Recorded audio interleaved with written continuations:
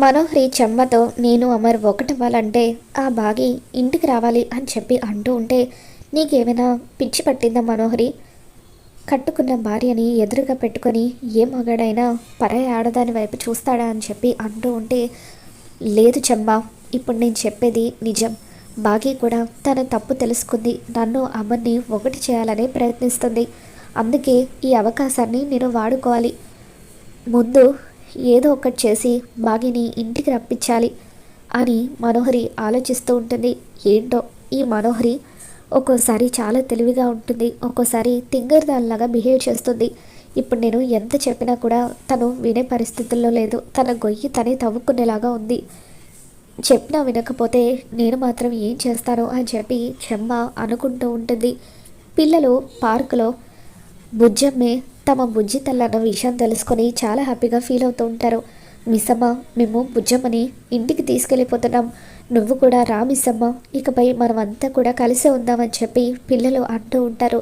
ఇక దాంతో, లేదు పిల్లలు, ఇప్పుడు ప్రస్తుతం మీ డాడీకి నా మీద చాలా కోపంగా ఉంది, ముందు మీరు బుజ్జమ్మని తీసుకువెళ్ళండి, రేపు ఉదయాన్నే నేను ఎంట్రీ ఇస్తాను అని చెప్పి బాగి అంటూ ఉంటే, సరే మిస్సమ్మ బాయ్ అంటూ పిల్లలంతా కూడా బాగీకి బాయ్ చెప్పి రాతోడితో కలిసి ఇంటికి వస్తూ ఉంటారు. బుజ్జమ్మని పిల్లలంతా లగేజ్తో పాటు ఇంటికి తీసుకొని రావడంతో, ఏంటి పిల్లలు ఏం చేస్తున్నారు మీరు, లగేజ్తో సహా తనని మన ఇంటికి తీసుకొచ్చేసారేంటి అని చెప్పి మనోహరి అంటూ ఉంటే, మనోహరి ఆంటీ తనెవరో కాదు, మా సొంత చెల్లెలు, మా బుజ్జి తల్లి అని చెప్పి ఇకపై తను కూడా మనతో పాటే ఉండబోతుంది అని చెప్పి పిల్లలు అంటూ ఉంటారు. ఇక దాంతో, అయితే వీళ్ళకు ఈ అమ్మాయే తమ సొంత చెల్లెలని తెలిసిపోయిందన్నమాట అని చెప్పి షాక్ అవుతూ ఉంటుంది. ఇంతలో అమర్ కిందకు వస్తాడు. ఏంటి బుజ్జమ్మ లగేజ్ కూడా తీసుకువచ్చారు అని చెప్పి అంటూ ఉంటే, అవును డాడ్, ఇకపై బుజ్జమ్మ మనతో పాటే ఈ ఇంట్లోనే ఉండబోతుంది అని చెప్పి వాళ్ళు అంటూ ఉంటారు. ఇక దాంతో అమర్ వెరీ నైస్ అని చెప్పి, కానీ మరి ఆశ్రమంలో వాళ్ళ వార్డెన్ అందుకు ఒప్పుకుంటారా? ఇలా ఆశ్రమంలో ఉన్న పిల్లల్ని ఇళ్లకు పంపించరు కదా, వాళ్ళకంటూ కొన్ని రూల్స్ ఉంటాయి కదా అని చెప్పి అమర్ అంటూ ఉంటాడు. ఇక దాంతో రాథోడ్, వేరే పాప అయితే రూల్స్ ఉంటాయి సార్, కానీ ఆ బిడ్డ ఈ ఇంటి బిడ్డే కదా, మరి ఈ ఇంటి బిడ్డను ఇక్కడికి తీసుకుని రావడానికి రూల్స్ ఎందుకు సార్ అని చెప్పి రాథోడ్ అంటూ ఉంటాడు. ఏం మాట్లాడుతున్నావు రాథోడ్ నువ్వు, తను ఈ ఇంటి బిడ్డ అవ్వడం ఏంటి అని చెప్పి అంటూ ఉంటే, ఈ బుజ్జమ్మ మరెవరో కాదు డాడ్, మన బుజ్జి తల్లి. 5 ఏళ్ల క్రితం మన మిస్సమ్మ బుజ్జమ్మని ఇంటి నుండి తీసుకెళ్ళిపోయింది కదా, ఆ బుజ్జమ్మే ఈ బుజ్జమ్మ అని చెప్పి అమ్ము అంటూ ఉంటుంది. ఇక దాంతో అమర్ రాథోడ్ని, పిల్లలు చెప్పేది నిజమా రాథోడ్ అని చెప్పి అంటూ ఉంటే, అవును సార్, ఈ బుజ్జమ్మ మన బుజ్జమ్మే అని అనగానే ఇక అప్పుడు అమర్ చాలా హ్యాపీగా ఫీల్ అవుతూ, ఎంతగానో ఎమోషనల్ అవుతూ మళ్ళీ పుట్టిన అరుంధతిని చూసి ముద్దాడుతూ ఉంటాడు. ఒక్కసారి నాన్న అని పిలువమ్మ అని చెప్పి అమర్ అనగానే, నాన్న అని చెప్పి ఆరు పాప అంటూ ఉంటుంది. ఇక అప్పుడు అమర్ ఆరు పాపని సంతోషంగా తన గుండెలకు హత్తుకుంటాడు. మనోహరి కుటుంబం అంతా కూడా ఒకటైపోయింది. ఇక అమర్ ఎప్పటికీ నీ సొంతం కాలేడు అని చెప్పి అంటూ ఉంటే, లేదు చెమ్మ, బాగిని ఈ ఇంటికి రప్పించాలి, ఈ అరుంధతిని అడ్డు పెట్టుకొని బాగిని ఇంటికి రప్పిస్తే అప్పుడు బాగి నన్ను అమరేంద్రని ఒకటి చేస్తుంది అని చెప్పి మనోహరి బాగి మాటలు గుడ్డిగా నమ్ముతూ, అమర్ నీతో ఒక విషయం చెప్పాలి, ఈ 5 ఏళ్ల పాటు బాగి పాపని చూసుకుంది కాబట్టి బాగీకి పాప బాగా అలవాటైపోయింది కదా, తను ఒంటరిగా ఇక్కడ ఉండగలుగుతుందో లేదో అని చెప్పి అంటూ ఉంటే, అంటే ఏంటి నీ ఉద్దేశం మనోహరి, మేమంతా పాపని సరిగ్గా చూసుకోలేమనుకుంటున్నావా అని చెప్పి అంటూ ఉంటే, నా ఉద్దేశం అది కాదమ్మర్, పాప ఇక్కడ ఉంటే వాళ్ళ అమ్మతో ఉన్నట్టుగా ఉండదు కదా, అందుకే లోన్లీగా ఫీల్ అవుతుందేమో, మిస్సమ్మ కూడా ఈ ఇంట్లో ఉంటే బాగుంటుంది కదా, ఆ విషయం గురించి మాట్లాడుతున్నాను అని చెప్పి మనోహరి అంటూ ఉంటుంది. ఇక దాంతో ఈ ఐడియా ఏదో బాగుంది అని చెప్పి రాథోడ్, అవును సార్, పాప మిస్సమ్మ పక్కన లేకపోతే సరిగ్గా నిద్ర కూడా పోదట, నాకు రాజుగారు చెప్పారు అని అంటూ ఉంటాడు. అవును డాడ్, మొన్న ఒకరోజు బుజ్జమ్మ మాతో పాటు పడుకున్నా కూడా రాత్రిపూట వాళ్ళ అమ్మ కోసం లేచి ఏడ్చింది. అప్పుడు మిస్సమ్మే తన అమ్మ అన్న విషయం మాకు తెలియక ఏం చేయాలో అర్థం కాక ఏదో ఒకటి నచ్చజెప్పి పడుకోబెట్టాము అని చెప్పి పిల్లలు అంటూ ఉంటారు. అవునమ్మర్, పాప ఇంకా చిన్నదే కదా, అందుకే కొద్ది రోజులు పాపకు ఈ ఇల్లు అలవాటయ్యే వరకైనా బాగిని ఈ ఇంటికి పిలిపిస్తే బాగుంటుందని చెప్పి మనోహరి అంటూ ఉంటుంది.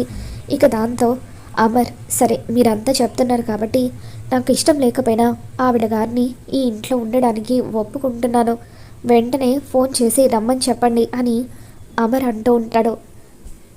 కానీ ఒక్క విషయం గుర్తుపెట్టుకోండి, కేవలం పాప తల్లిగా మాత్రమే తన ఇంట్లో ఉంటుంది, అంతేకాని నా భార్యగా మాత్రం కాదు. ఎట్టి పరిస్థితుల్లోనూ తను నా పనులు చేయడానికి వీల్లేదు అని చెప్పి అమర్ అంటూ ఉంటాడు. ఇక దాంతో రాథోడ్ పిల్లలు చాలా హ్యాపీగా ఫీల్ అవుతూ ఉంటారు. మొత్తానికి డాడ్ మిస్ అమ్మ ఈ ఇంటికి రావడానికి ఒప్పుకున్నారు అని చెప్పి పిల్లలు డ్యాన్సులు చేస్తూ ఉంటారు.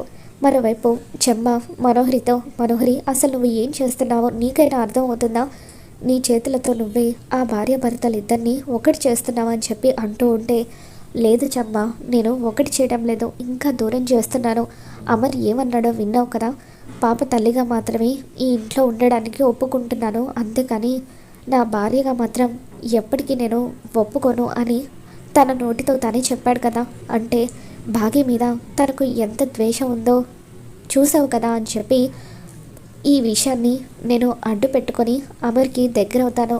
అమర్ భార్యగా తనకి రేపటి నుండి సేవలు చేస్తూ అమర్ గుండెల్లో నా స్థానాన్ని శాశ్వతం చేసుకుంటానని చెప్పి మనోహరి అంటూ ఉంటుంది. తర్వాత రోజు ఉదయాన్నే బాగి రాక కోసం అని చెప్పి పిల్లలు, రాథోడ్, మనోహరి, చెమ్మ వీళ్ళంతా కూడా ఎదురు చూస్తూ ఉంటారు. ఇక అప్పుడే రాథోడ్ బాగిని కారులో ఇంటికి తీసుకొని వస్తాడు. అదిగో బాగి వచ్చేసింది అని చెప్పి మనోహరి చాలా హ్యాపీగా ఫీల్ అవుతూ ఉంటుంది. అంత ఎగ్జైట్ అవ్వక మనోహరి, ఆ బాగి ఇప్పుడు నిన్ను అమరేంద్రని ఒకటి చేయడానికి వచ్చిందో లేదంటే నిన్ను శాశ్వతంగా ఇంట్లో నుండి తరిమి కొట్టడానికి వచ్చిందో తెలియదు కదా అని చెప్పి చెమ్మ అంటూ ఉంటుంది. ఇక బాగి మాత్రం సూట్ కేస్ కిందకు దించాక డ్యాన్సులు చేసుకుంటూ ఇంట్లోకి వస్తూ ఉంటే మనోహరి ఒక్కసారిగా షాక్ అవుతుంది.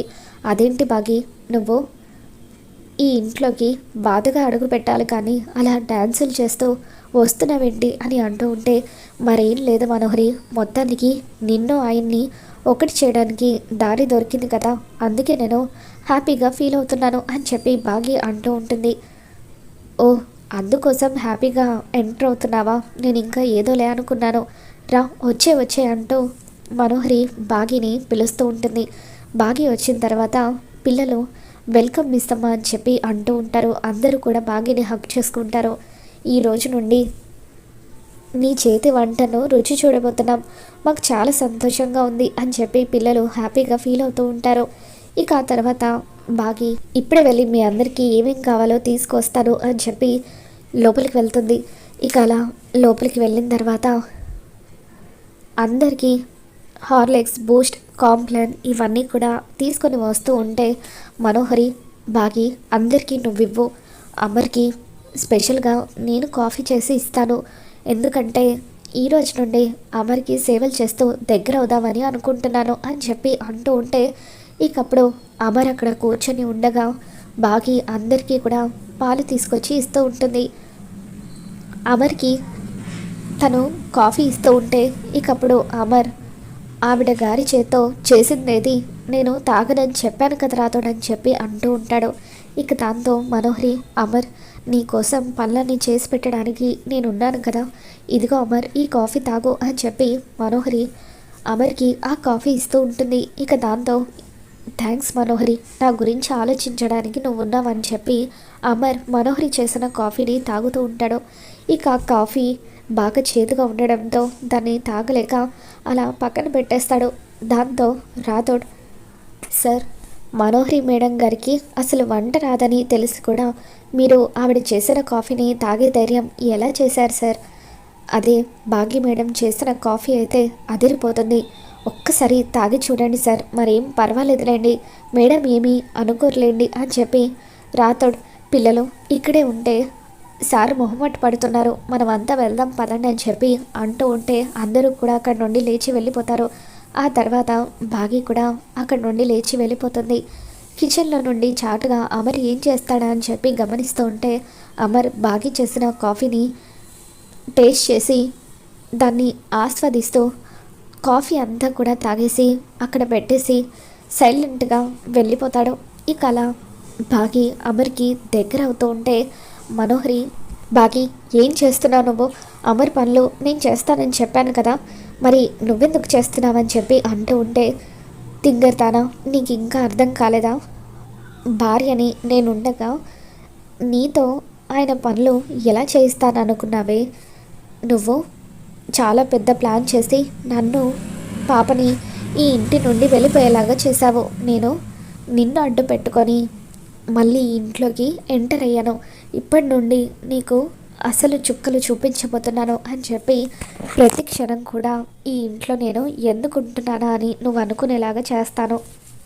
నీ అంతట నువ్వే ఈ ఇల్లు వదిలి వెళ్ళిపోయేలాగా చేస్తానని చెప్పి భాగి మనోహరికి వార్నింగ్ ఇస్తూ ఉంటుంది. మరి రాబోతున్న ఎపిసోడ్లో ఏం జరగబోతుందో మళ్ళీ మన ఛానల్లో తెలుసుకుందాం. ఈ వీడియో మీకు నచ్చినట్లయితే తప్పకుండా లైక్ చేయండి.